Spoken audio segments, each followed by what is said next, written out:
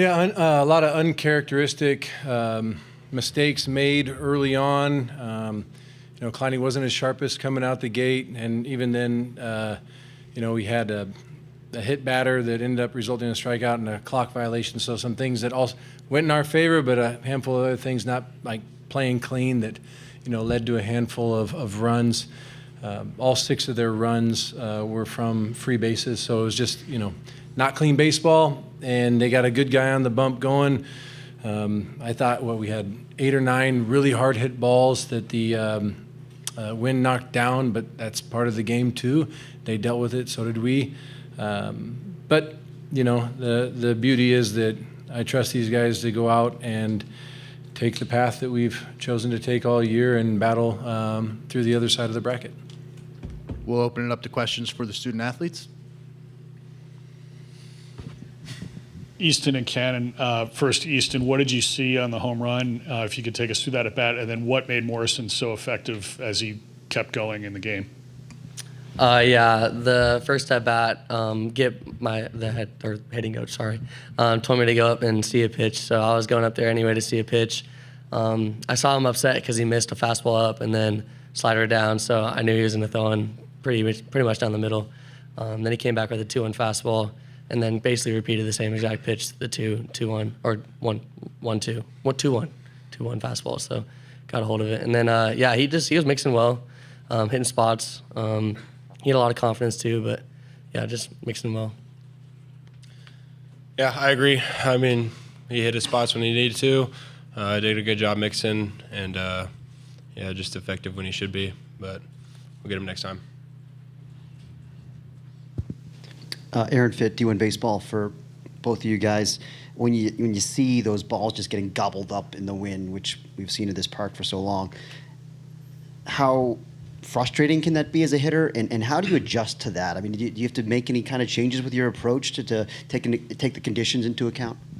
I think it definitely can be frustrating, but I mean, that's just part of the game. We're playing in the same ballpark, so at the end of the day, it's not really a big deal. You just got to flush it, but we're just going to keep swinging it, keep playing our game, and you don't necessarily change your approach. We're playing in a big yard, so you want to keep the ball on the line, get true backspin, but that's just part of the game. Yeah, I mean, after my home run, I think Iva and Gavin went back, Iva and Gavin went back to back, and both those balls were hammered. So, just keep putting good swings on the ball, and eventually they'll fall. Soon enough, there'll be line drives. Any more questions for the student athletes? Again, Easton, thanks for your time. Thanks. All right.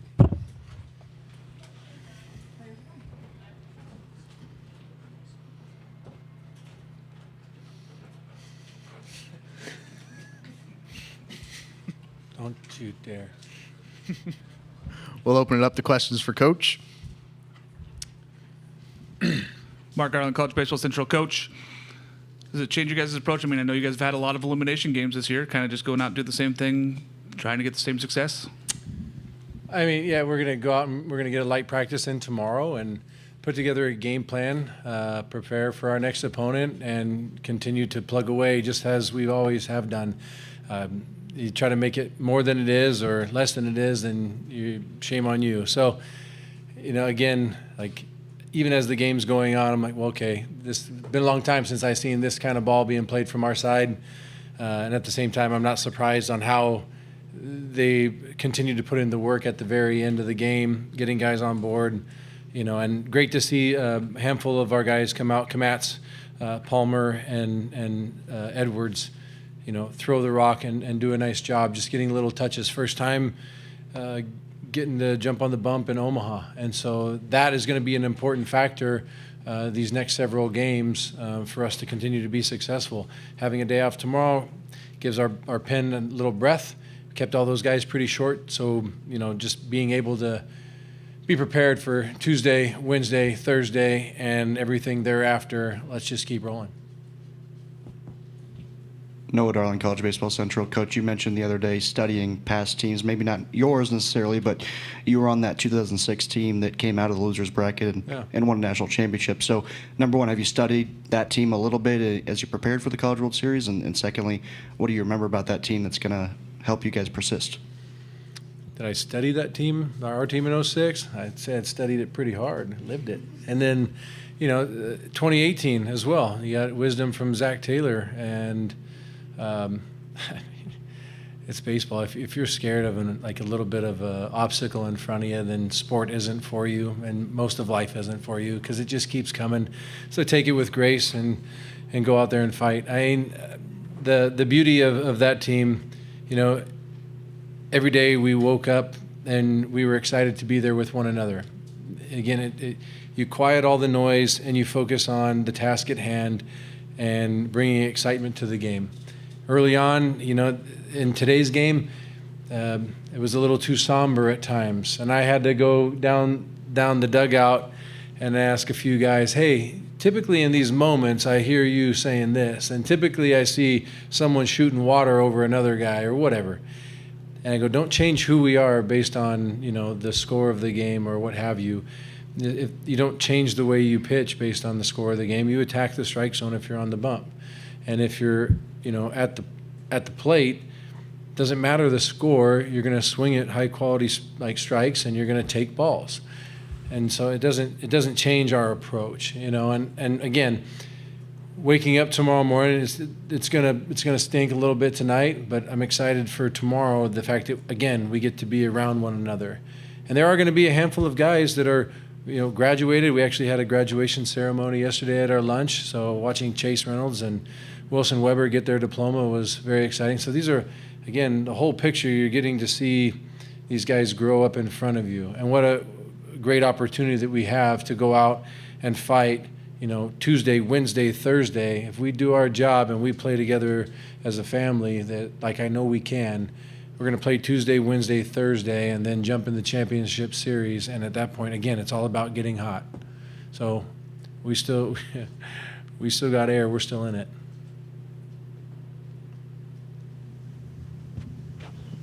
Coach, you mentioned the balls that got gobbled up after those two by Arquette and Turley in the third.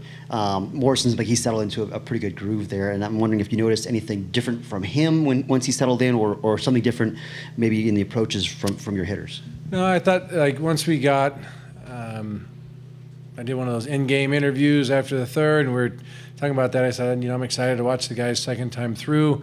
Just finding balance, and he did a really good job mixing a lot of his pitches. It was fast, low, in, out, up, down. He obviously they have a really good guy behind the dish receiving. I had no idea. I'm in the dugout. I have no idea how close some of those pitches were, how good they really looked. Just based on how the guy receives it and what kind of cut our guy's taking at the swing or at the pitch. But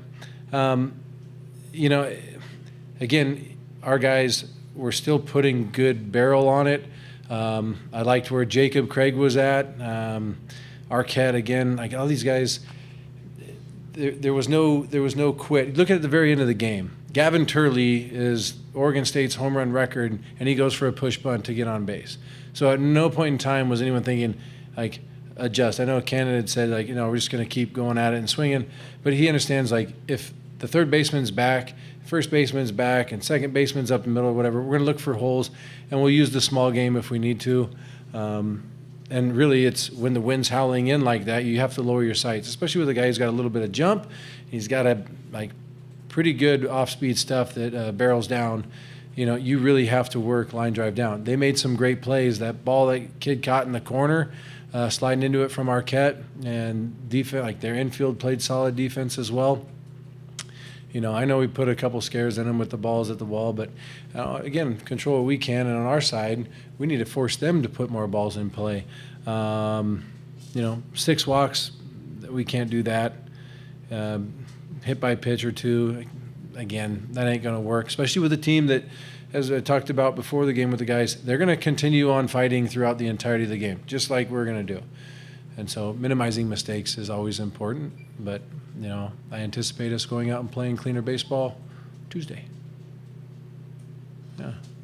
That'll conclude our press conference, Coach. Absolutely. Thanks for your time. Thank you.